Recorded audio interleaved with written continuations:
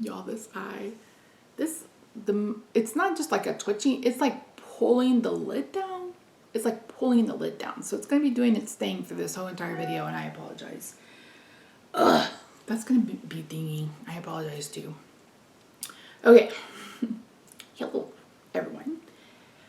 My name is Misty. Thank you so much for joining me. In today's video, I have an update for you guys. The last update was like off the rails. I was so mad and off the rails, and it just was. But these videos, someone's like, why do you put all of your business on the internet? Because I want other people who are going through something similar to know that you're not alone. Especially here in the US, where the healthcare system is shite. I want you to know that you're not alone. And if I continue fighting, you can continue fighting as well. And I just like to keep it real with you guys, because so much of what's online is manufactured. I just like to keep it real. And again, I'm building a sense of community because I do not have community outside the house because I don't get to leave the house. So yeah. So the video is going to be a little heavy. I know I keep saying, well, you know, hopefully it won't be heavy, but no, this is going to be a little bit heavy. I don't know that it's going to be necessarily as heavy as the last one, but yeah, so I have a lot to fill you in on. So let's kind of backtrack. A couple weeks ago, I think I mentioned in the video, I was going to talk to my psychiatrist about upping my dose of bupropion, and we did that. I went, like, he's like, okay, walk me through everything that's going on. Cause he's like, he had to make sure that it wasn't just all of the stress, but it was actually like affecting my mood, etc. And so we went up from 450 to 600. He said, Misty, this is off he's like, you know, this is off the script or whatever. He's like, you know, this isn't something that we would normally do. He said, we can, it's not illegal, but he said, because I told him, I was like, I'm not in the right headspace to try to change, because the other two drugs I was on caused their own issues. Lexapro made me apathetic, so I didn't care about anything. And Cymbalta made me not want to be here any longer. And I am not in the right headspace for that. So he bumped me up to 600. That was a pain in the butt trying to get that with the pharmacy, but I did. I am 4 days in, and it's been a game changer. Like I just feel like I can breathe, and that's really all I needed. I just needed some help with some breathing. So that happened, and then I think it was the next day, the stupid neurologist called, and he was like, Misty, I can guarantee you it's not congenital myasthenic syndrome. And I said, how? And he said, well, nothing showed up on the EMG. And at that point, I just shut up. I just was like, whatever, because nothing showed up on the EMG the first time. We had to do a single fiber nerve conduction study, and that's when something happened. But I could already tell that he didn't want to talk to me, and he called me personally, which is weird. I've only had a couple of doctors do that. And he was like, I can promise you. He's like, it's not this. It's 100% not that. And I was just like, okay, fine, whatever. And he's like, and I was fine with that until he got snarky about me getting a second opinion. He's like, well, you can get a second opinion if you feel it's necessary. And I was just like, excuse me? Excuse me? After all the crap I've been through by the neurology clinic at UT Southwestern, you're damn straight I'm going to get a second opinion. Because I don't trust you as far as I could like flick you. So no. Luckily, I'd already made an appointment. So I called around earlier the week before, I can't remember, and found a completely new neurology kind of practice that has, they're mostly North Texas, so Dallas northward. And so I have an appointment, I believe it's November the 6th. November the 6th. So that happened. So that was like, one was Thursday, one was Friday. And then on Sunday, last Sunday, I got an email from my therapist that she's resigning. And it was a form letter, and she sent it to everybody and like she works with, but I lost it. Like I just immediately started sobbing because I was like, I'm at the point where I can't take one more thing. Like, I cannot take one more thing. She's literally the only thing keeping me going right now. And I'm like, oh, like, and I, like, of course I'm going to be upset that I am losing that support and that I'm losing that, because I felt like we were like, she and I were meant to be. We have so much in common, you know, so many different things in common. She's a Taurus, I'm a Taurus. Like, I felt like we had so much in common, and she was really able to understand me and help guide me, etc. And I am sad to miss that, but I don't begrudge her trying to find something that will give her the flexibility to be a mom and to have a job. And so she's no longer seeing patients, period. She's moving completely away from, you know, one-on-one counseling services. And so even if she goes to, like, she's not going to another practice and I can just go with her. I think she has recommended me to someone else in their practice, and we'll see how that goes. But that, the entire thought of having to get through, like, go through all of this with someone new is just, it's just devastating at this point. But it's just one more thing on a pile of things that's been piling up for the last, 4 or 5 months, this entire year. So I see her tomorrow, and I see her one more session after that, and then I'll get somebody new and we'll see what happens.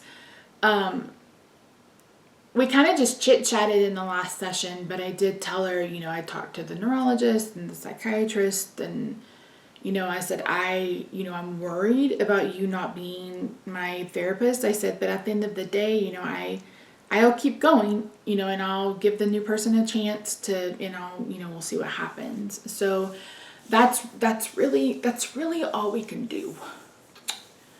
And then after that, on Monday, I went to the dermatologist. So I think I mentioned before, I had 2 spots pop up. One of them I thought was a bruise, is not a bruise. And she biopsied one of them. And I just have this sinking feeling that it's a melanoma. I'm going to guess that it's cancerous. If you guys remember, one of the results that was, you know, I was able to figure out on the kind of third-party DNA testing I had done is that I'm at a very high risk for melanoma. So she looked at the spot on my thigh and she's like, oh no, that's an age spot. But she wasn't up close. And so I was like, no, this is not an age spot. And then I made the point to take a picture. No, this thing has changed shape, size, and color. So I need to reach out to her tomorrow and be like, yo, can we please, can you look at this again? Because I was just like, I don't think this is an age spot, and even if it is, it's changed. It's changed a lot. So that's a little scary. Okay, so that was Monday. On Tuesday, I saw the immunologist, and you guys, that appointment was just,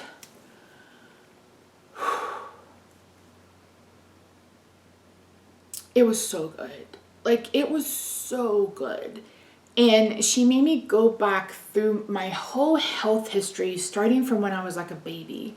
And she said, did you always have frequent infections? I said, yeah, I had frequent ear infections. I said, I think I had my tonsils and adenoids out before I was 3 years old. I said, I don't know if they did tubes. Was that something they did 45 years ago? I had no idea. So I said, but I had ear infections until they did that. And I said, but I always had bronchitis. Like, the week before state speech in high school, I would get an upper respiratory infection and laryngitis. And I was a debater. So I don't know why that happened, probably stress. But the week before state speech, every single year I got sick. Rob and I've probably had bronchitis twice a year. I always have a sinus infection. Like, so all of these infections. And she was like, you know, there could be a couple of things. She said she's like, and then she started asking me about my vaccine history, and she's like, did you have your boosters? And I said, I honestly can't tell you. I said, I'm going to guess probably no. I said, I know I had my original immunizations, but I said, I can't tell you after that. I said, I have had a tetanus shot. I said, I believe I had the pneumonia vaccine, but that's been probably a decade ago, probably longer than that. You said, you know, I recently just had the shingles vaccine. So she said, between all of that, and we talked, I said, okay, I said, so what's the difference between, you know, let's see, but common variable immunodeficiency. I said, what is the difference between that and autoimmune? And I said, do they play together? And she said, yes. So, I mean, this is probably not right. And if you are an immunologist or allergist, I apologize, but this is kind of how I took it. So your body produces antibodies to fight off an infection. And each kind of area of your body has its own type of antibody. That's why when you are like when I was tested for myasthenia gravis, and when I was tested for rheumatoid arthritis, they did a specific antibody test. So if you have that specific antibody, then it points to that you're having an autoimmune response. So what happens with that is, your body is fighting infection, and it has too many antibodies, and they're not going to go where they need to go, so they start going somewhere else. Like you may have like a stomach antibody that then ends up like, upper body or whatever. Again, don't quote me on this.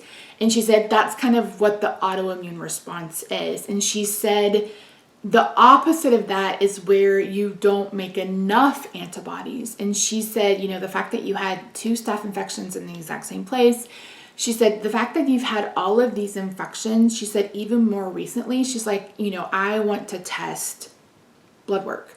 So she tested for immune globulin A, C, M, R? Something like that. AECMRWQRSTV is something like that. And then she also tested, the pneumonia, something, diphtheria, tetanus. So how I responded, like if there's anything that's happened with me having those issues. So yeah, I did the blood work on Thursday. I'm going to guess we'll have that blood work back. I don't know. She said 2 weeks. So I guess we'll wait and see. But, she's like, she's like, why are you not doing IVIG if you were doing it and it was working? I said, because the neurologist at UT Southwestern didn't want to continue it. And I said, and my rheumatologist is like, I can't, I'd have to send you to a neurologist. And I was like, I said, at that point, I was over it. I said, I was tired. I was done. I was tired of fighting, etc. I said, I was just over it. So, depending on what this blood work finds, and she also said this is preliminary blood work. She said, so we may get these lab back, and it'll be perfectly fine. She said, but there's like a next tier and then a next tier. And she said, just because, you're a carrier and it says it's pathogenic doesn't necessarily mean you have it. And she's like, you lucked out. She's like, because I'm the CVID doctor. So I should have started this. I had genetic testing done. This has been a 3-month process. I started this the end of July. So I had genetic testing done that showed pathogenic common immunodeficiency, blah, blah, blah, CVID. And it's recessive autosomal CVID. I also had congenital myasthenic syndrome pop up as well. But since that was an unknown certainty, there you go. So there's those 2 things. So after I talked to that neurologist, I don't know if we talked about this in the last video or not, but I was like, okay, I'm gonna reach back out to the genetic counselor. So I did, and she and I talked for about an hour. I think it was last Wednesday. And I said, I know we talked about FHSD, which is a particular type of muscular dystrophy, which is basically in your shoulders and kind of in your hamstrings and in your face. And if you saw earlier, I'll try to insert the video. I don't know what it is about this ocular muscle over here, but instead of just twitching like it would when you're stressed, this is literally pulling the lid down. And it's making it almost impossible to open that eye back up, which is crazy. She also asked me if I've ever had issues. She's like, have you ever shook someone's hand and you couldn't like release your grip? And I said, not that. I said, but there will be times when I'm like, use my mouse or like written something. And I said, and my first 3 fingers will get stuck and I have to like physically release it. I said, that's happened. So she asked just a ton of questions. And I said, is there something muscular that it can be that's not neuromuscular? And she said, you know, it could be myotonic dystrophy, which I think is the genetic form of myositis. Don't quote me. She asked me if I'd ever had a CK test to test my muscle levels. And I'm like, I said, maybe. I said, I honestly do not remember. So she's like, okay. She's like, so we have a couple of options. She said, we can cast the widest net. She said, which would be to test all of your chromosomes, like all of your genes, like do an entire DNA sequencing of everything.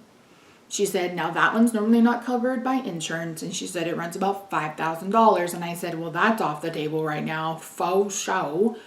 Not knowing that some of the labs do payment plans. But anyway, I said, okay, I said, that's not a choice. And she said, you know, I need to look up labs that do these few specific tests. And she said, you know, I'll talk to you. We'll talk again. So she was supposed to call Friday, but she sent me an email last night. And she talked about, you know, we can do that, or we can do a specific type of gene sequencing. Let me put my glasses on.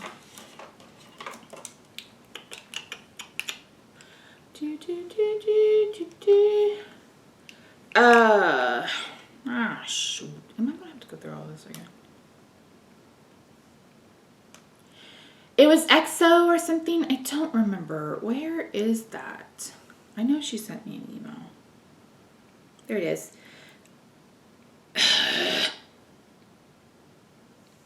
Hold on, I gotta unlock this. Anyway, it was some type of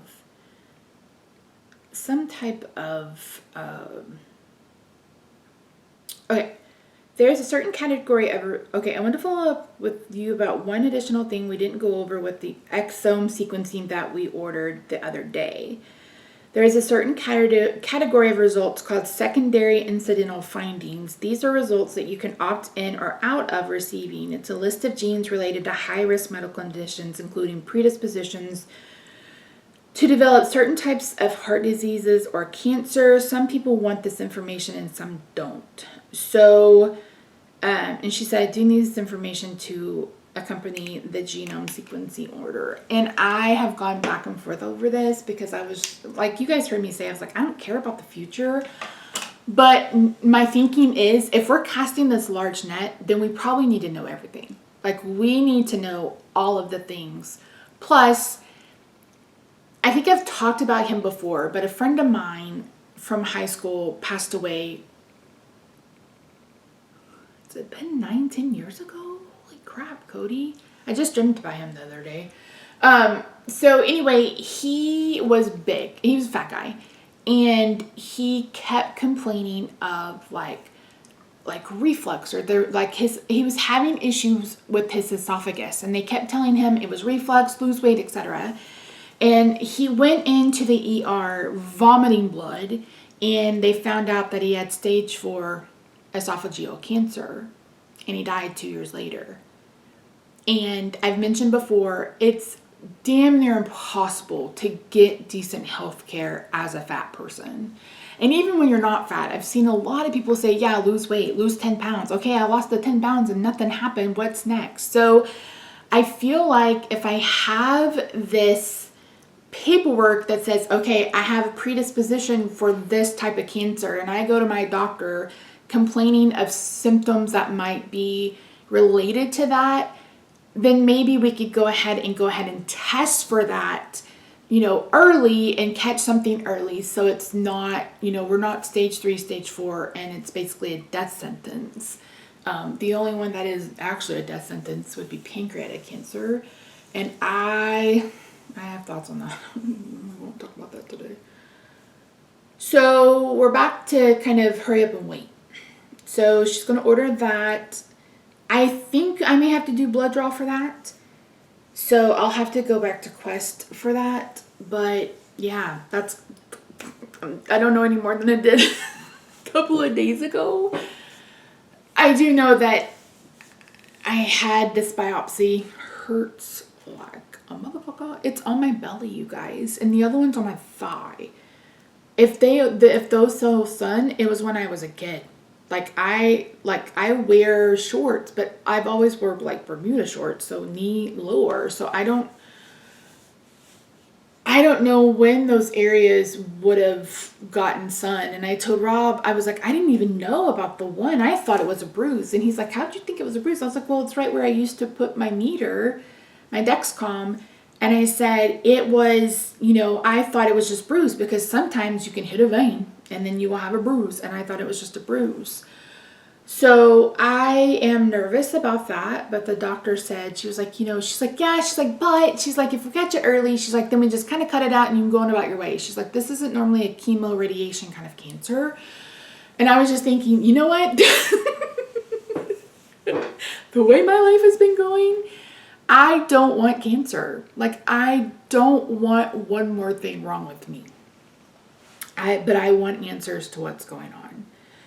So, yeah, Rob listened in on the appointment with the genetic counselor, and I think he's in agreement with me that, that we have to figure it out. And like, if they're just set, and I said, am I going to have to do another EMG? If you don't know what that is, it's called a nerve conduction study, and it basically tests the nerve, like making sure your nerves are talking to the muscles correctly. And it hurts. It hurts. Nerve pain is already bad, but when someone sticks a needle about this big into like every nerve in your body and then zaps it, it is some of the worst pain I've ever felt. Like, it's awful. It's awful, and I don't want to do it again. But at this point, it's like I am willing to do whatever I need to do to get an answer. So, yeah, and hopefully the immunologist will be able to find something, and maybe we can just do, that therapy. And someone's like, are you open to other therapies? I'm open to whatever at this point. Because that's what and I cried at the immunologist. I cried at the dermatologist. I cried with my therapist. I cried with the genetic counselor. I said, I just want to be able to take a shower every day. I want to be able to get in my car and drive further than a block. Like, I have a doctor's appointment on Thursday, and it's literally 2 blocks away, and Rob's going to drive me. Of course, he's going with me to this one, but still. And then, like, my dentist, like the immunologist, we got there. They told me to be there at 1:15 for my 1:13 appointment, and they did not open the doors. We stood outside for 10 minutes. And I almost thought I wasn't going to be able to, like, I almost fell to the ground. And we didn't take a rollator because we weren't expecting the doors to be locked. And he's like, are you going to be okay? I was like, no. I had to keep walking, which was already awful. So anyway, I want some mobility back. So yeah. So we're going to know, hopefully and she's like, Misty, we mean, she's like, there are rare diseases and genes that we just haven't tested yet because we don't have the technology. She's like, it's come a long way. She's like, but you still may not get answers with this test. And I said, I understand that. I said, but I feel like I've got to try.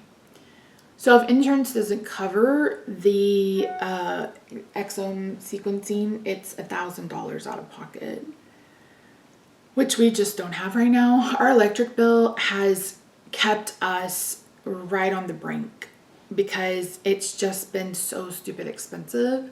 And we've had, like, we went a whole entire week with the windows open, and we've gone 3 or 4 days now because it was like 89 degrees. You guys, we're almost to November 1st. It's hot in Texas. It's stupid hot. I want sweater weather. I want sweater weather. So, that has just been, and I told Rob, I was like, I'm going to have to make a sinking fund, and we're just going to have to pad the savings account so we will have money in the summer to pay for the electric bill, because it's dumb. It's so expensive. It's stupid expensive. So yeah, anyway, that's kind of what's happening. I see my regular doctor on Thursday. I was hoping to have all of the answers and kind of see what he thought I should do next. But I'm not going to have all of the answers. I have an infusion on Friday. Thank the Lord. I've started having, I don't think you're going to be able to see it, but this area right here is swollen. And the other day I had the most intense nerve pain going up my thumb. It literally felt like I had my thumb in a flame. It hurt so bad. And this has been swelling. And then I have a spot just under my knee that has also been swollen. So I'm going to talk to her about both of those things. I mean, it could just be adipose tissue that's swollen.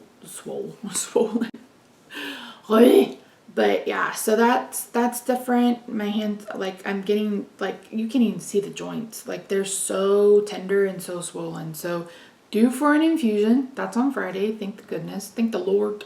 Thank the Lord. I have a rhizotomy in my neck on the 3rd of November. Shoot.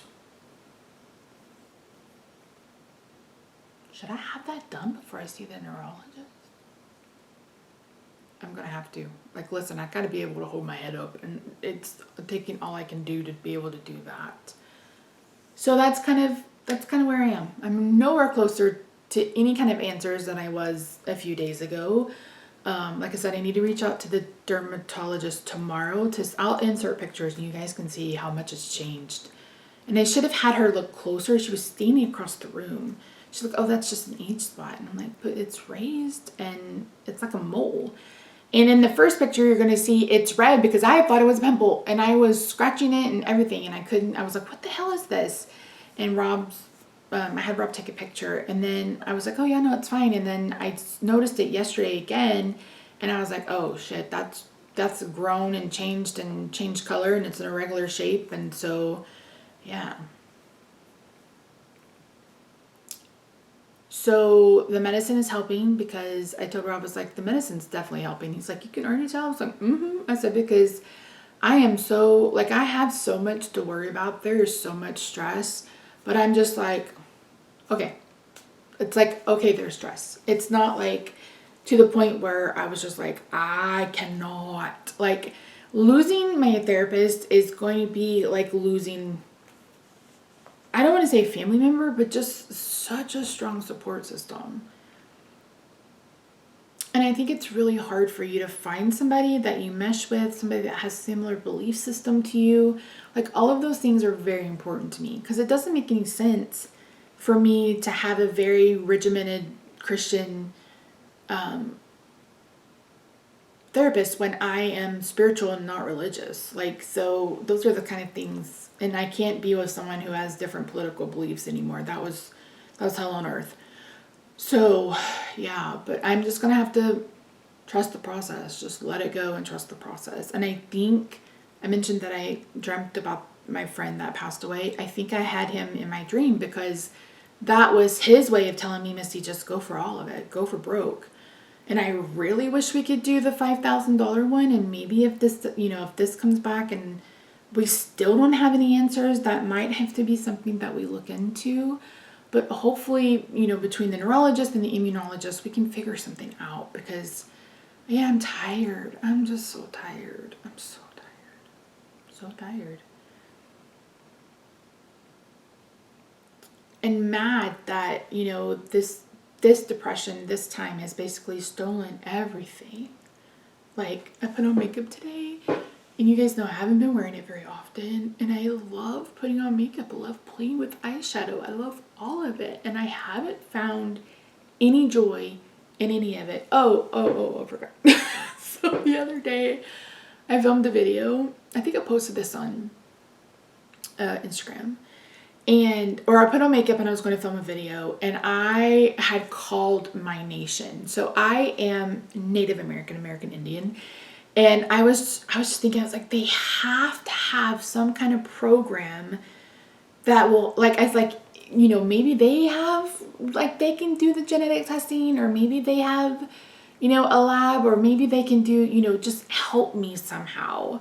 And so I called and left a message, and a woman called back. She's like, no, we don't do anything like that. And I was like, okay. I was like, I thought it was worth an ask.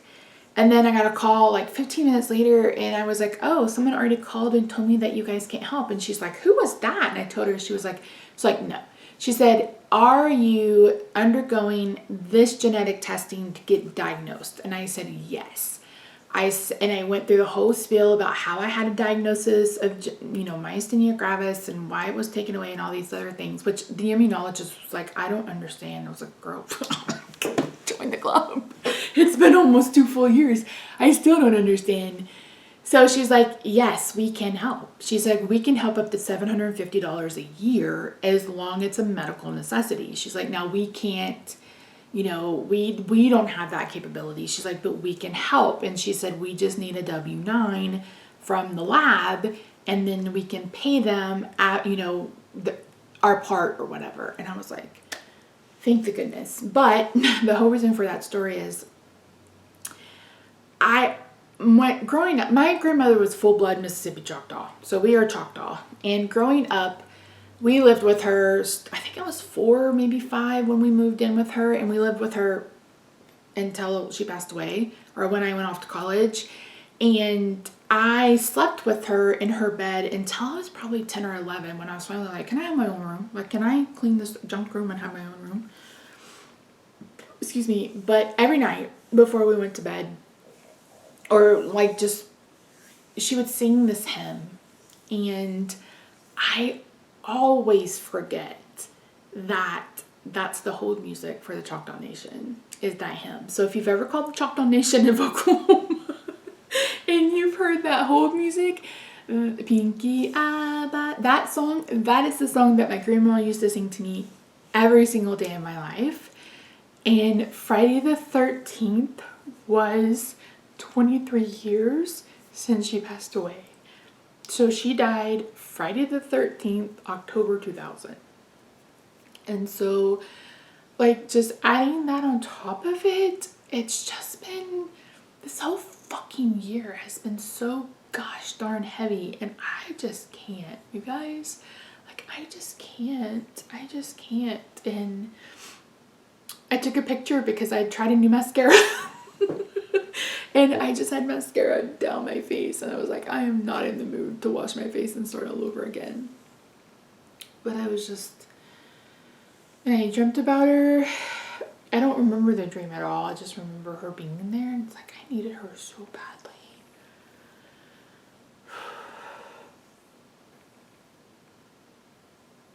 I'm terrified, you guys. I'm terrified. I thought seeing congenital myasthenia pop up, that was going to be the answer, and we were going to, hit the ground running. And maybe it is the answer. I don't know. But I do know that I am not ready to throw in the towel.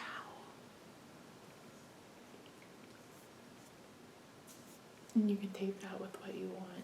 But yeah, I'm trying to fight. I'm trying. But it's so hard.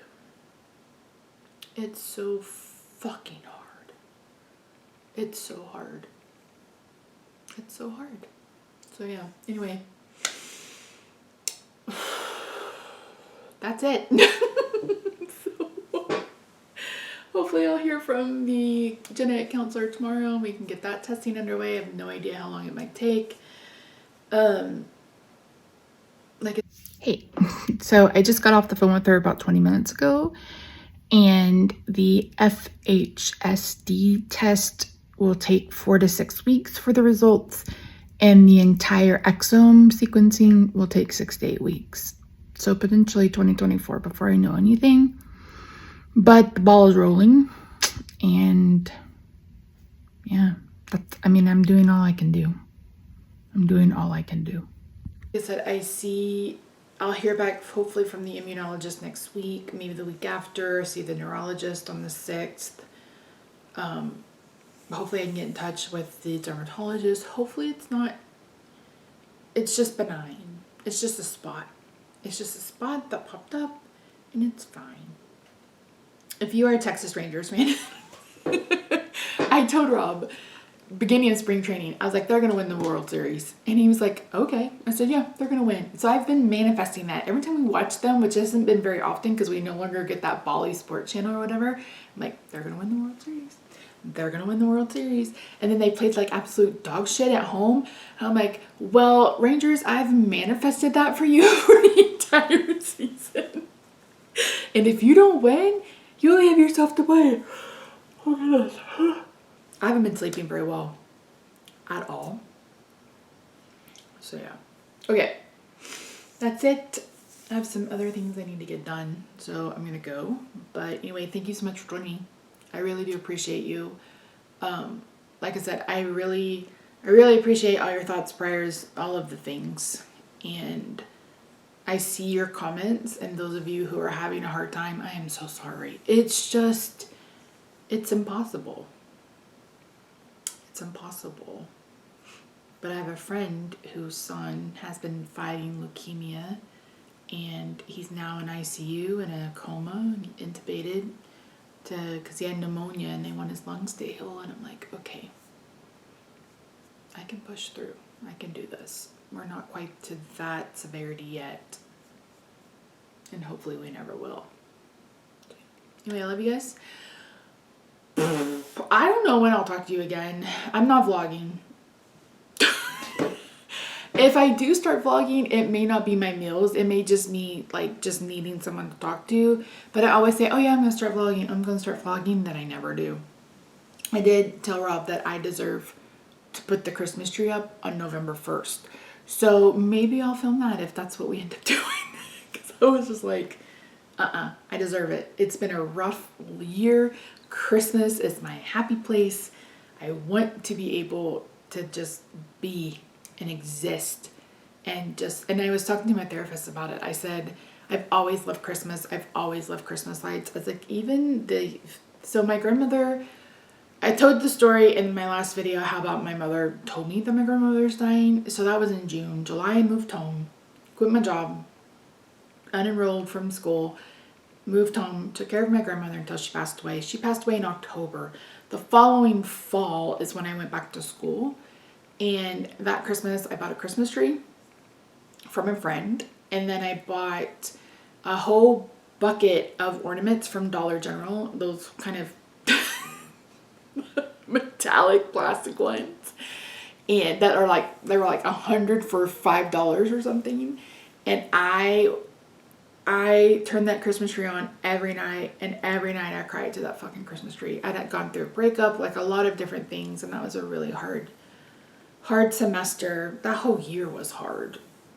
The fall 2021 into spring 2022. No, 2001, 2002. Although repeat, 20 years later, I'm having the hardest time too. But yeah. All right, friends, that's it. I appreciate you. Hope you're doing well.